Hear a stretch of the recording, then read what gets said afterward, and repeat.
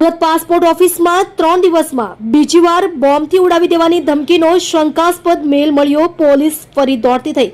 તમિલ ભાષામાં ધમકી મળી. પોલીસની તપાસ તેજ. સુરત શહેરની પાસપોર્ટ ઓફિસમાં સુરક્ષા વ્યવસ્થાને લઈને ફરી એકવાર દોડધામ મચી ગઈ છે. 27 ફેબ્રુઆરીના રોજ મળેલ ધમકીભર્યા મેલ બાદ આજે 2 માર્ચના રોજ ફરી એકવાર તમિલ ભાષામાં શંકાસ્પદ મેલ મળતા તંત્ર હરકતમાં આવ્યું છે.